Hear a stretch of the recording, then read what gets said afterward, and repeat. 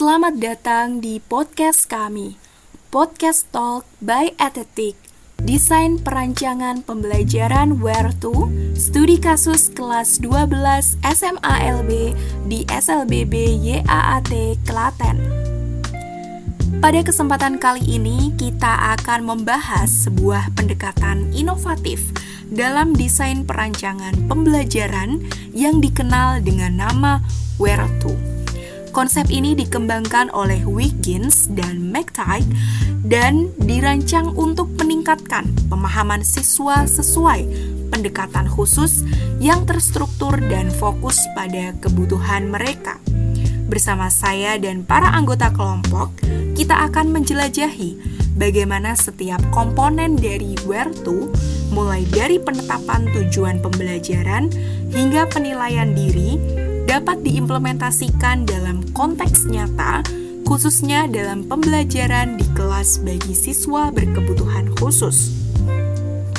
Kita akan melihat contoh nyata dari kelas 12 SMA LB di SLBB YAAT Klaten, di mana siswa tunarungu seperti Nurlela, Presti, dan Wisam berpartisipasi dalam proyek pembuatan laporan keuangan terkait usaha Ampiang. Melalui pembahasan ini, kita akan menunjukkan betapa pentingnya merancang pengalaman belajar yang relevan dan menarik bagi para siswa. Jadi, mari kita mulai perjalanan ini dan cari tahu bagaimana pendekatan Where To dapat membantu menciptakan pengalaman belajar yang lebih efektif dan berdampak positif serta progresif hingga masa mendatang. Di segmen ini, kita akan membahas komponen pertama dari desain perancangan pembelajaran Where To, yaitu W atau Where is it going and why. Tujuan pembelajaran yang kita tetapkan adalah membantu siswa memahami konsep dasar kewirausahaan, khususnya dalam membuat laporan keuangan sederhana untuk usaha Ampiang. Dengan tujuan ini, kita ingin memberikan keterampilan praktis yang relevan dengan kehidupan sehari-hari mereka. Selain itu, penting juga untuk mengidentifikasi posisi kemampuan masing-masing siswa. Nurlela dan Presti menunjukkan kemampuan baik dalam belajar, sementara Wisam memerlukan dukungan tambahan. Memahami kemampuan ini membantu kita menyesuaikan metode pembelajaran agar lebih efektif dan sesuai dengan kebutuhan setiap siswa.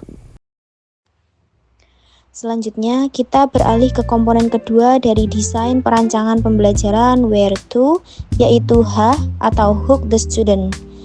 Untuk mengunggah minat siswa, penting bagi kita untuk mengaitkan materi dengan pengalaman nyata mereka. Dalam hal ini, kita bisa menggunakan contoh membuat ampiang yang sudah akrab dengan mereka. Kegiatan ini tidak hanya relevan, tetapi juga menarik bagi siswa, sehingga dapat membantu mereka memahami konsep kewirausahaan secara lebih mendalam. Selain itu, kita perlu menggunakan metode yang interaktif dan menyenangkan. Dengan melibatkan siswa dalam diskusi, permainan peran, atau proyek kelompok, kita dapat menjaga perhatian mereka dan merangsang rasa ingin tahu mereka. Pendekatan ini menciptakan suasana belajar yang aktif dan dinamis, sehingga siswa lebih terlibat dalam proses pembelajaran. Pada tahap ini, kita akan melibatkan siswa dalam proyek pembuatan laporan keuangan menggunakan Microsoft Excel. Proyek ini memberikan mereka kesempatan untuk menerapkan keterampilan praktis yang telah dipelajari dalam konteks yang nyata. Selain itu, kita akan menyediakan pengalaman belajar yang lebih mendalam melalui simulasi penjualan dan kegiatan di luar kelas. Dalam simulasi ini, siswa dapat menghitung pendapatan dan biaya dari usaha Ampiang, sehingga mereka tidak hanya belajar teori saja, tetapi juga bagaimana pengaplikasian pengetahuan mereka dalam situasi dunia nyata. Dengan cara ini, kita menciptakan pengalaman belajar yang menarik dan bermanfaat bagi mereka. Kita juga akan membahas komponen R, yaitu Rating, Revisit, Revise. Dalam tahap ini, kita akan menggunakan diskusi kelompok kecil dan jurnal refleksi untuk mendorong siswa memikirkan kembali pemahaman mereka. Kegiatan ini memberikan kesempatan bagi siswa untuk merenungkan pembelajaran mereka dan bagaimana mereka dapat meningkatkan pemahaman tentang konsep yang telah diajarkan. Selain itu, kita akan menyediakan umpan balik konstruktif dan sesi penilaian diri yang berfungsi untuk mendorong perbaikan produk serta penyesuaian pembelajaran. Dengan cara ini, siswa didorong untuk terus berkembang dan mengasah keterampilan mereka. Mari kita beralih ke komponen T, yaitu Tailor to Student. Pada tahap ini, kita akan mengakomodasi gaya belajar dan kebutuhan individu siswa dengan menggunakan metode pengajaran yang bervariasi. Ini penting untuk memastikan bahwa setiap siswa mendapatkan pengalaman belajar yang sesuai dengan cara mereka belajar. Kita juga perlu menyesuaikan rencana pembelajaran untuk merespon perubahan kondisi, sehingga semua siswa dapat terlibat secara efektif dalam proses belajar. Dengan pendekatan ini, kita menciptakan lingkungan belajar yang inklusif dan responsif terhadap kebutuhan setiap siswa. Kemudian kita akan membahas komponen O, yaitu organis.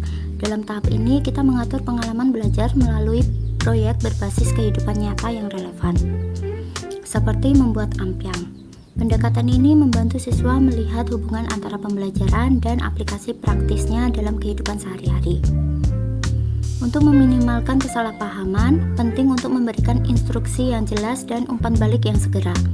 Penggunaan sumber daya visual juga akan mendukung pemahaman siswa, sehingga mereka dapat lebih mudah mengikuti langkah-langkah yang diperlukan dalam proyek tersebut.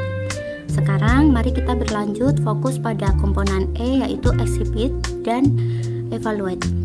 Pada tahap ini, kita mendorong siswa untuk melakukan penilaian diri dan evaluasi akhir. Kegiatan ini membantu mereka menetapkan tujuan masa depan serta memahami area yang perlu diperbaiki. Selain itu, mengadakan diskusi kelas untuk merefleksikan pembelajaran adalah langkah penting. Diskusi ini memberikan kesempatan bagi siswa untuk memberikan umpan balik yang spesifik, sehingga mereka dapat saling belajar dan berkembang bersama. Dengan pendekatan ini, kita menciptakan pengalaman evaluasi yang mendalam dan bermakna bagi siswa. Terima kasih telah bergabung dengan kami pada kesempatan kali ini. Sudah menjelajahi konsep desain perancangan pembelajaran Where to dan bagaimana pendekatan ini dapat membantu meningkatkan pemahaman serta keterlibatan siswa, khususnya anak berkebutuhan khusus. Melalui contoh nyata dari kelas 12 SMA LB di SLB BYAAT Klaten, kita telah melihat bagaimana pengalaman belajar yang relevan, metode pengajaran yang bervariasi, dan proses evaluasi yang reflektif dapat menciptakan lingkungan belajar yang lebih efektif.